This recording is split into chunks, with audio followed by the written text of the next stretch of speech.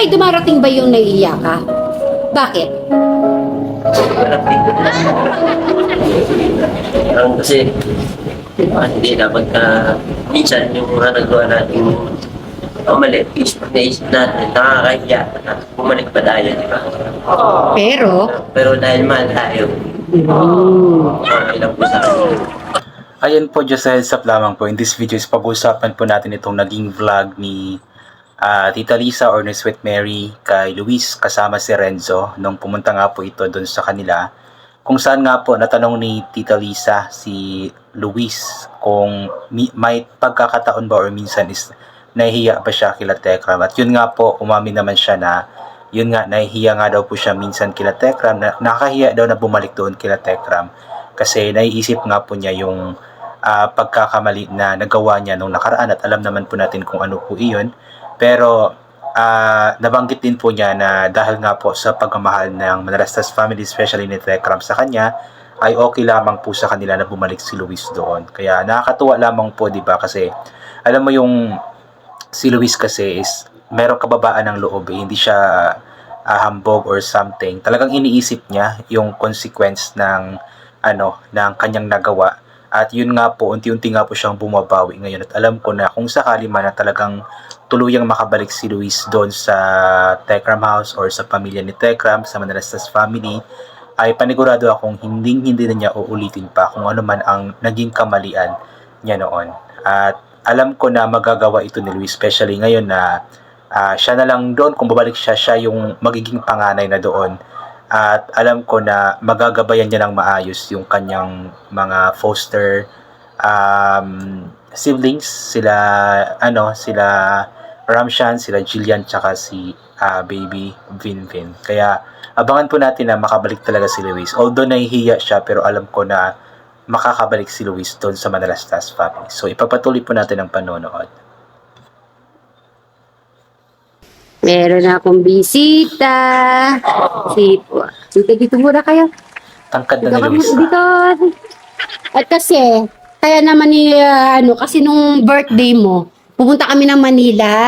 So, hindi ko naharapan si Luisito na birthday boy.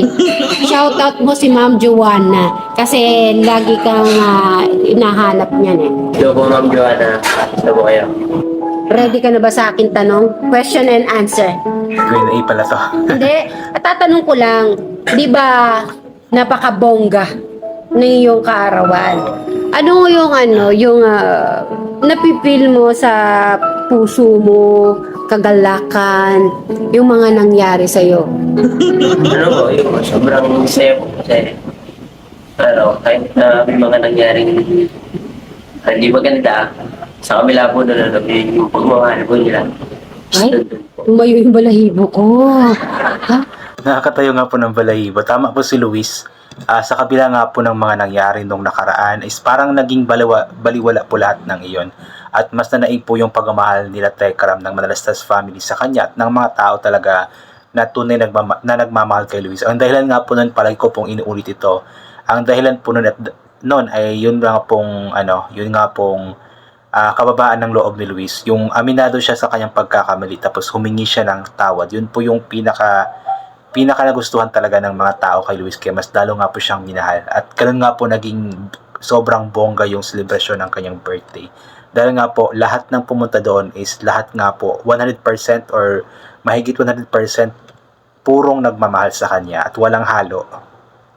Na, ikaw, yung, di ba kaibigan mo, ay ikaw naman, ano yung mo kay Luis, kay Kuya Luis mo, masaya ka ba na kita kayo ulit? Sobrang po talaga saya ko. Dahil na rin po, lumakas sa akin. Sobrang saya rin po na dumating na talaga sa Nakakamiss, di ba? Siyempre, ako man din, kung mga gano'n, nakakamiss eh. Naisip mo ba na hindi na kayo magkikita? Naisip mo yun na parang hindi na kayo magkikita forever, gano'n? Hindi no, Hindi ka tulad dati. Ay, cute.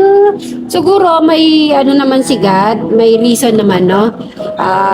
Alam mo naman, Luis, kung di ba, pag nagkikita tayo. So, yun, at Yes, talagang may reason si God kung bakit nga ba nangyari ang mga bagay na ito. At dahil nga po dun sa nangyari na iyon, gaya nga po ng sinabi ni Tekram dun sa naging vlog niya, na yung mga anomalya nga po na nandun sa loob ng bahay ni Tekram is na-reveal nga po dahil nga po dun sa mga nangyari. Especially ang naging naging hudyat para lumabas po yung mga problema na yun is yung pagpauwi nga po kay Luis. Dahil nga po umuwi si Luis ay lumabas nga po lahat ng mga problema. Kumbaga si Luis po yung dahilan kung bakit nga ba nakaalis or umalis yung problema sa pamilya ni Tekram. Kaya malaki ang pasasalamat ni Tekram kay Luis dahil nga po nawala po iyon. At alam natin na na si God ang may plano ng lahat ng ito. Kumbaga ginawa, yun ang naging paraan ni God para ma-reveal or ma-unveil po yung kung ano man po yung problema na nasa loob ng pamamahay ni Tekram. At at dahil nga po doon, inuulit ko, lumabas nga po yung tunay na puso, tunay na respeto, at tunay na pagmamahal ni Luis sa Manalastas family, especially sa kanyang tatay, Tekram. Ano pa? Ano naman na naging masaya ba si Luis na syempre nagkita?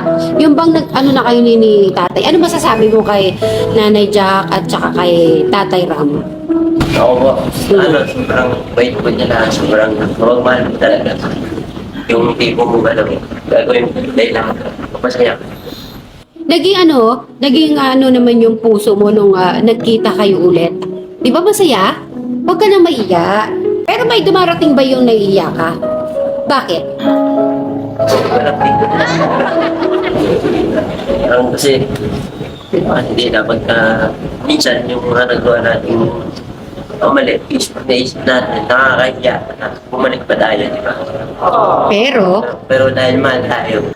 So yun nga po yung dahilan kung bakit nga ba pinag-iisipan pa ng mabuti ni Luis kung talagang babalik pa siya sa Manalastas family o hindi.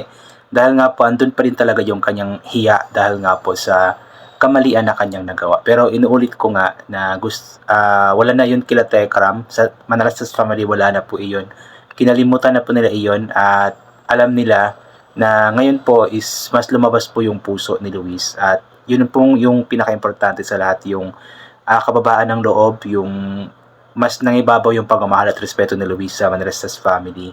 At higit sa lahat yung pag-amin nga po niya sa naging kasalanan niya at paghingi ng tawad. Yun po yung pinaka-importante sa lahat. Kaya sana talaga wag nang mahiya si Luis at sabihin na niya kay Tekram na tay, babalik na po ako sa inyo. Yun po yung inaantay ni Tekram at maging nating lahat. So abangan po natin iyon.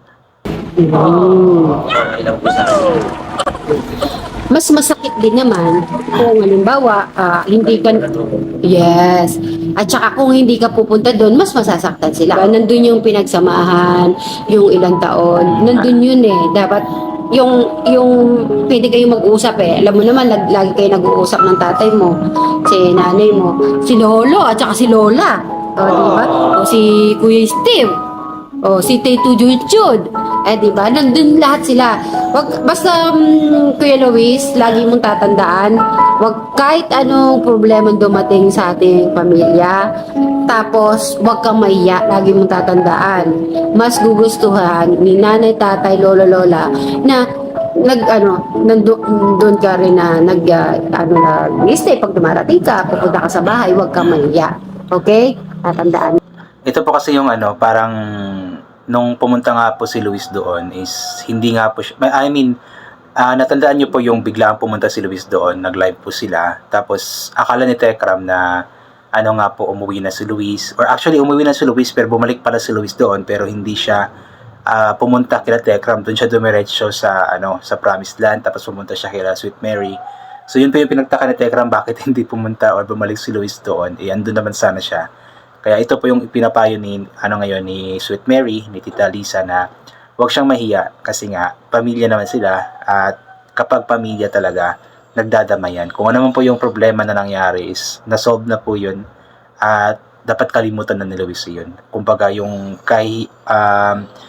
yung nafe-feel niya na kahihiyan or pagkamahiyain dahil nga po sa problema na kanyang nagawa or pagkakamali na kanyang nagawa, siguro dapat kalimutan na niya iyon para mas mas maging komportable na siya kung babalik siya doon sa Manalastas family.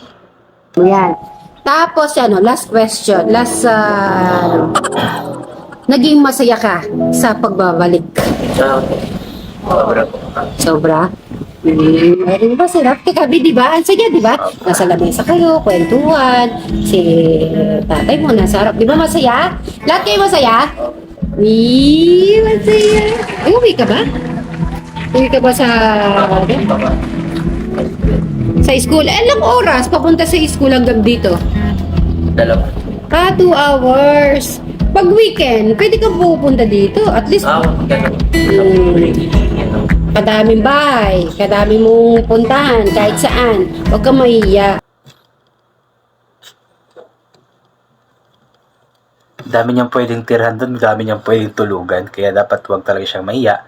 Pero higit sa lahat, sana wag na siyang mahiya na sabihin kay Tekram na babalik na nga po siya sa Manalastas or sa Tekram House. So yun po, hanggang dito na lamang po muna ito. God bless and bye for now po.